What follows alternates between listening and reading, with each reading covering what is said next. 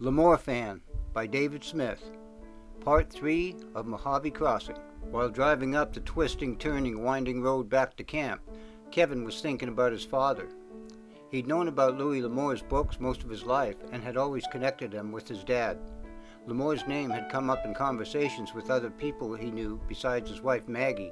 He just hadn't read one yet. He didn't read much, other than a magazine in a doctor or dentist office or helping with the kids' homework, although he did read a lot of documents and various things for work, but no pleasure reading.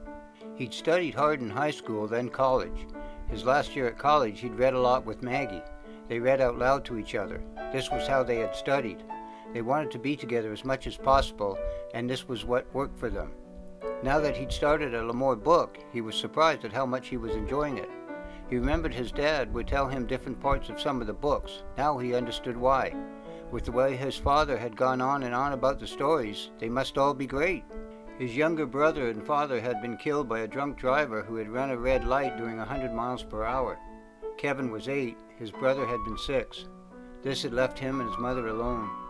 They had received $100,000 from the life insurance policy. His mother had paid off the house and the funeral expenses, then kept some of it to help with bills and groceries. The rest went into a fund for Kevin's education. She was adamant about him going to college, and he also remembered his father saying the same thing. His father had a bachelor's degree. His mother worked, but it was sometimes hard on them. Kevin's father had wanted her to be a housewife and had made enough to support the family. His mother just had a high school diploma, so she started from the bottom. Then health problems came along and she couldn't work. Kevin had started working part-time when he was 16 at a Taco Bell and did this all through high school. Meanwhile, his mother had dipped into the savings to help support them.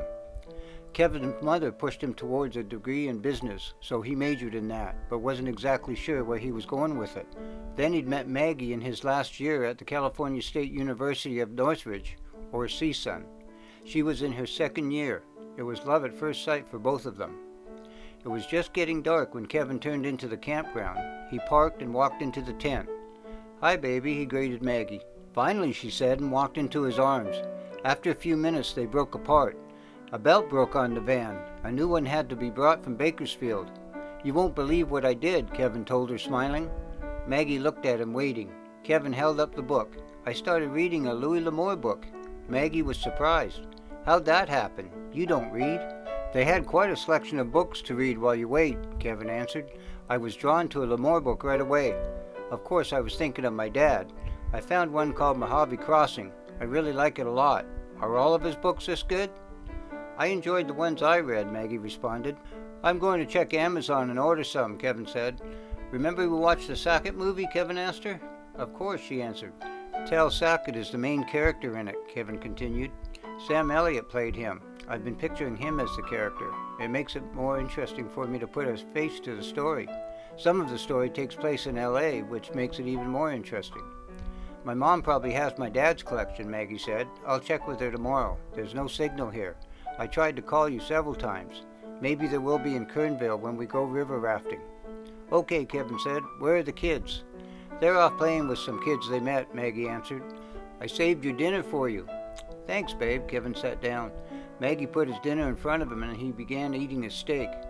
"My dad also had a collection, but my mom got rid of it at some point," Kevin told her. In between bites of the steak and his baked potato, he began telling her about the book. "It starts in Bullhead, Arizona. Then he goes across the Colorado River, through the Mojave Desert and into LA." Maggie was listening. "I'm anxious to read more and see what happens next," Kevin continued. "I can go and round up the kids. That'll give you a little while," Maggie told him, smiling. Kevin smiled back. "Aren't you clever?" Then, "Cool," and picked up the paperback. "This looks funny, you reading a paperback," Maggie said. She kissed him and went out the door. Kevin turned to page 68. He'd left off where Tal was chasing one of the men from the desert who'd robbed him. He'd run down an alleyway in Los Angeles. Tal found out his horses were at Greek George's place. He was told they didn't know anything about the gold. Tal had met a guy named Rodrigo who took him to Greek George's adobe, about 10 miles from where they were at, in the Cuenca Pass. There he gets more clues. Kevin drives through the Cuenca Pass when he takes the 101 to Hollywood or Los Angeles. Tal also talks about the oak trees, orange groves, adobe homes, and dirt roads of the Pueblo of Los Angeles. Kevin hadn't thought much about what was there before. He'd heard various stories, but it went in one ear and out the other. Local history had never held his interest. Through his father, he was getting a new perspective, and of course from Lemore's writing. Tell tangles with a few of the men he recognized from the desert, searches a house for his gold and gets his horses and packs back, but no gold. Then he goes off to meet an old pirate with his new friend Rodrigo. Dorinda Robiso is also at the hacienda of Ben Mandrin. She's involved in a scheme to take the old man's ranch from him. Rodrigo explains this to Tell. Tell likes the old pirate, and Mandrin likes Tell. Kevin was halfway through page 84 when he heard the kids coming. He closed the book as they rushed into the tent, with Maggie behind them. They were all talking at once about the friends they'd met, and that Kevin would meet them tomorrow after they got back from the river rafting. By 11 o'clock, Kevin said it was time for bed. They were all tired and didn't argue at all, but went to their sleeping bags. They all stayed in the same tent, with only blankets strung up for privacy. The three of them were young enough to enjoy the family vacations. Kevin and Maggie went to their sleeping bags. Kevin had Mojave Crossing in his hand. "You going to read?" Maggie asked. Kevin just smiled. "It must be awfully good," Maggie said. "Yeah, I really like the story," Kevin said. "Maybe my dad is also encouraging me somehow. I can't help but think he's read this one." Maggie snuggled up to Kevin while Kevin read by a battery-operated Coleman lantern. End of Part 3.